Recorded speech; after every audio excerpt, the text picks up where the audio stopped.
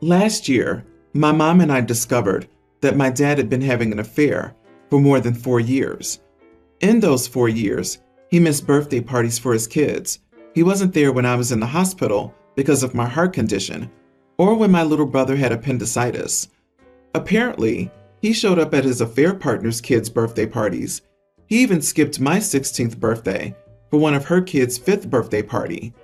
The truth came out after we found them together. My younger siblings were at school. Mom and I were having a mom Sunday, and when we got home, the two of them were together. In the whole explosion of arguing, it came out that Dad had been there for her kids more than us since the affair started, and that he was with her when he wasn't with us. He even faked 2 business trips and actually spent the whole time with them. One of those was when I was in the hospital, and he still chose to stay, saying that the business trip was essential for him to keep his job. I ended my relationship with my dad there and then. But then he showed up at my birthday party last week with his affair partner and her kids. He was not invited, but had asked my younger sister about it. I told them to leave. They argued about their presence there, saying that we were a family. I said they were not my family, and I didn't want them there. His affair partner tried to defend my father, and that's when I told him he should have been with his kids instead of cheating with her and playing dad to her kids when we were sick or when we had parties, etc. All my siblings were so mad to learn this too. My father and most of his family are angry at me for exposing the affair as I did. They said I acted like a child instead of an adult and that it was private and shouldn't be aired for all to hear. Am I the idiot? Didn't he expose his own affair by coming to your birthday party with his other family? What kind of narcissistic BS is that? As if he was going to force you to accept them. His side of the family defending him only shows why he thinks that would even remotely be okay. Not the idiot. Screw all of them. He had the absolute gall to bring the woman he cheated with to your party? And for her to defend him? You had every right to say what you said, instead of being angry at how you handled it. But you handled it pretty well. His family should be angry at their lying, adulterous idiot of a son for bailing out on his own family and only finally showing up to an event with the homewrecker. His family is just angry because now he's an embarrassment to them. I'm so sorry you, your mom, and your siblings are going through this. That's a huge betrayal, and you've every right to cut them off. If they didn't want their affair exposed, they should have had the good grace to lay low and not try to force their way into your party or life. The fact that he brought the other woman and her kids? Mind-boggling. Absurd. Tone deaf in the extreme. I hope you and your family can heal without them, as they don't deserve to be in your life. So I, 30 male, have a preschool son with my best friend, Samantha, 31 female. It's important to provide the context here, so I will try my best to explain it. Samantha and I met in college and instantly became really good friends. She's a super outgoing person, while I tend to be a little more on the quiet side, which worked perfectly for our dynamic and has made co-parenting easy. We never had any feelings for each other. I did a little bit, but was so far into the friend zone at that point, it didn't matter. So 5 years ago, Samantha had just got cheated on by her longtime college boyfriend. She was staying at my place for the time being. We were hanging out one night like usual and drinking. I couldn't even tell you how it happened, but somehow we ended up being intimate. The next morning she was gone with all her stuff and told me she was moving in with her dad. She completely ghosted me for 2 months. During this time, I got in a bad state, quit taking care of myself, and gained at least 70 pounds. I was drinking far too much. Well, as you can tell, she got pregnant. I did a paternity test first thing. Kid's mine. We decided to keep the baby and co-parent. It has honestly been the best decision of my life. I love my kid, and our friendship has gotten back to normal. Sam and I and our kid frequently hang out together and have no custody agreement. Regarding dating, Sam casually sees someone, but I don't really ask about it. So the past year, I've rededicated myself to myself. I've lost a lot of weight this past year and quit drinking. It's been fantastic for my health. I've started seeing someone I met on an app, and we're getting pretty serious. So last weekend, Samantha had our son, and I took a day trip to hike with my girlfriend. I posted a selfie with her on Instagram and was immediately called by Samantha, grilling me on who that was. I explained that I was seeing someone. She asked if she had met our son yet, and I said yes, but they don't spend much time around each other because mostly it's just whenever my girl stays the night. Sometimes my son will see her around the house. Samantha lost it. She was calling me a piece of crap for not informing her and not telling her what was going on in my life. I responded, kinda like you did when you ghosted our friendship. She just called me an idiot and hung up. My sister thinks I was the idiot, but I don't think I'm obligated to inform her of all my life's happenings. Am I the idiot? You are the idiot, and the fact that you need to be told shows you have minimal, if any, respect for her as your child's mother. She deserves to know who's around her child, and trying to act like the issue is her dating is comical. Can't stand selfish parents like this. Agree, some things change if a child is involved, because untold things can lead to psychological harm. And it seems to me she was upset not that you're dating someone, but that you presented your girlfriend to the child without warning the mother first. And that can be the cause of problems, especially in a case of shared custody. Going against the grain, to say not the idiot. If she isn't introducing you to her guys around your child, you don't have to either. However, your relationship is about to get volatile, so get prepared. I'm betting she has enjoyed having you solo as a friend and never expected you to date. She sees you as a safety net. This chick may be a good friend, but she's got poor control over her emotions. An adult with good emotional regulation doesn't ghost an old friend for 2 months, or lie into their ex for being an ex and dating other people. He isn't obligated to tell her anything. She's just jealous. OP, you need to see a lawyer and make sure your custody claims are solid, and to firm up your custody agreement. I'm a 19-year-old female, and my stepsister is 20. My dad married her mom, stepmom, 3 years ago. They dated for 3 years before they got married. My mom died when I was 8. My grandma had this beautiful necklace that has been in the family since they immigrated from Italy about 3 generations ago. It was given to her by her mom, and so on. My grandma passed a few years ago, and so the necklace was given to my dad since she disowned his other siblings. So, all my life, I was told that the necklace goes to the oldest child, usually the daughter, and is given when they're 20. Well, my stepsister turned 20 last week, and one of the gifts was obviously my grandma's necklace from my dad. Not going to lie, I lost my temper. My stepmom was all for it, saying that it unites us as a family, and it's good to merge family traditions. I told her that merging family traditions applies to making cookies at Christmas, not giving away familial ties that are not in her bloodline. My dad's defense is that he's following the rules. She's the oldest, and she turned 20, so she should have it. My stepsister and I get on okay enough to have dinner together once a week, but she loves material things, so obviously, when a pretty diamond necklace gets put in her hand, she'll die before she lets go of it. So 2 days ago, before I left to study abroad, I went into my stepsister's room while she was at a party and stole the necklace back. So now I'm in Germany, and my phone has been blowing up from my dad, stepsister, and stepmom. They're basically saying that I'm a brat, and I need to give the necklace back before I get disowned. Am I the idiot? Edit. My dad did not adopt my stepsister. She only lived with us during the summer, 3 months, since her bio dad has shared custody and had her during the school year when we were in high school. Still, since she's an adult, she was prepping to move back to her hometown with her bio dad permanently. She stayed with us for one last summer for a few months. My grandma didn't know my stepsister. She died when my dad and stepmom started dating. I should have said this earlier, but my grams told me that once she was braiding my hair, that the heirloom would look beautiful with my wedding gown when I got married.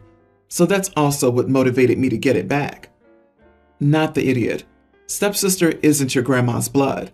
I imagine your grandma was turning in her grave over her family's heirloom being given to essentially a stranger. Ultimately, it should go to the kid who actually cares about its meaning and history, not to be thrown away as a tool to appease people who might see it as only another object.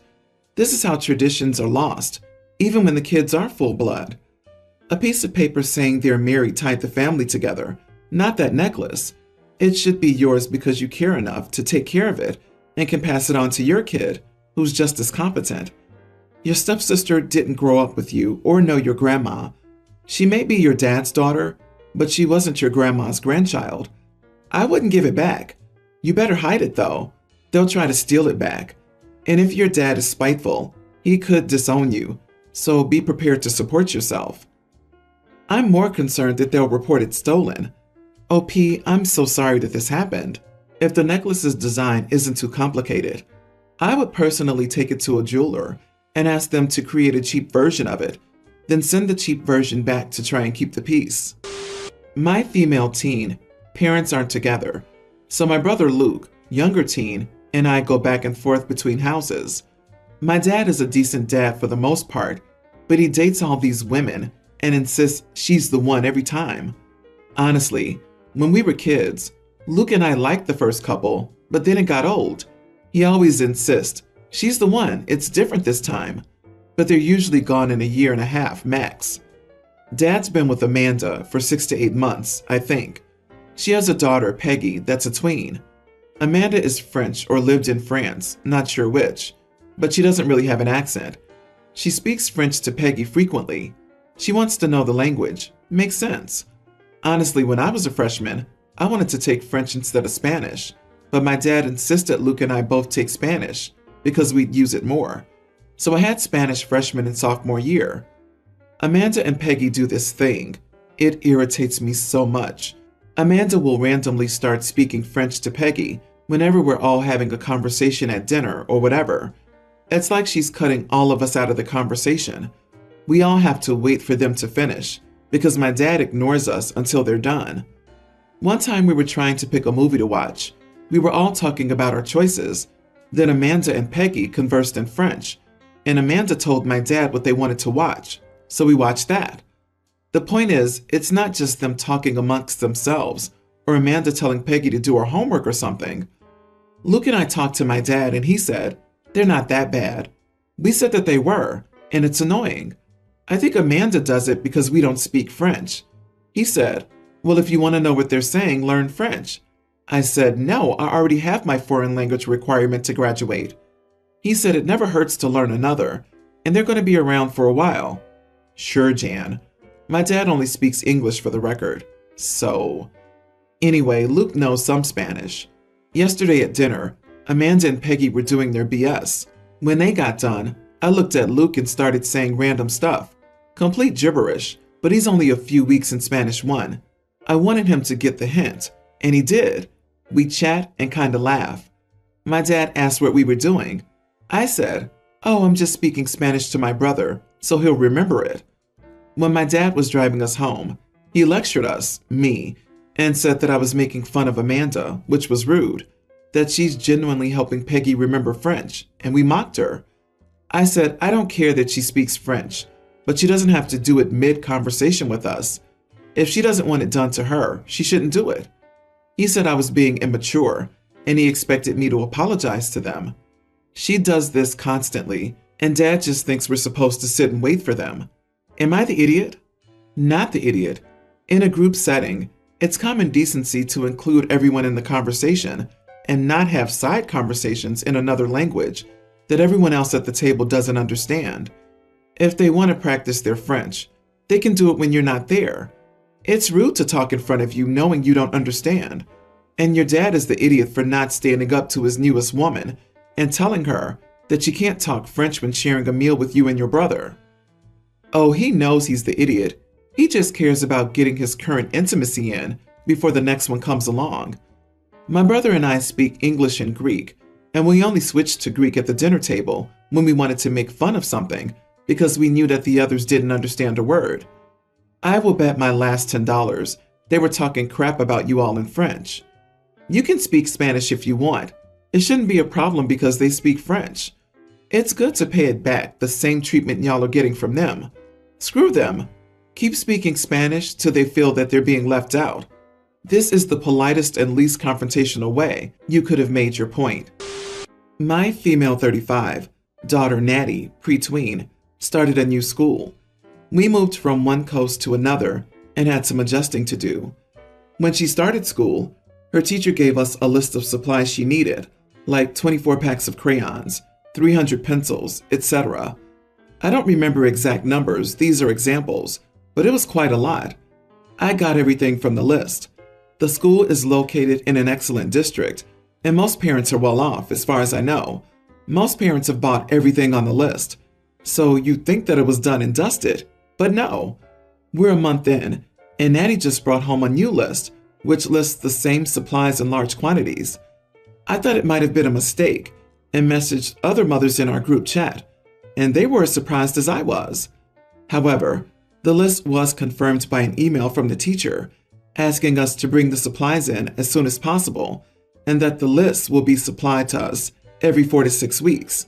I know that kids go through a lot of supplies, but not this many. It was all very odd. I tried to snoop a little and find the teacher on Facebook, but I couldn't find her. However, when my friend came over, she could locate her. It seems the teacher blocked all the parents on Facebook. It turns out the teacher is selling supplies, crayons, etc. on the marketplace, and she even had a page and link to her website.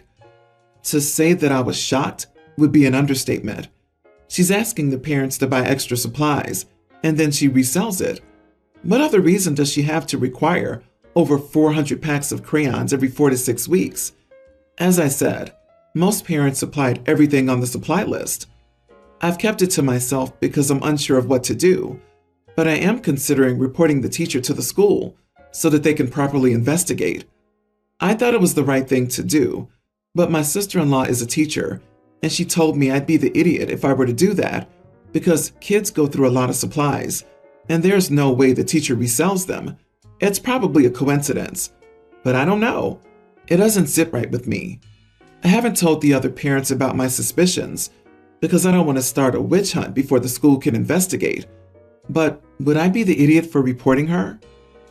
She's stealing from your child and the other children in her class. She's taking advantage. Speaking as a former teacher, this is disgusting and outrageous. Get her fired. Go straight to the principal and take it to the school board if he doesn't fire her. The teachers' union will not protect her on this. Absolutely not the idiot. This 100%. I'm not a teacher, but I have a lot of teacher friends and thought this was going to be one of those the teacher puts all the supplies into a communal pot for the school year type situations. But taking them and reselling them? That is wild. OP, report her, and don't let the fallout of her actions trouble you one bit. I would request a meeting with school officials and tell them discretion is a must, and bring evidence of her reselling on the marketplace. You already saved her butt. You haven't bought on the marketplace reselling to the attention of the other parents, so as not to cause an undue attack on said teacher. But you are sure they'd feel the same way as they also find the new supply list every 4 to 6 weeks? Ridiculous.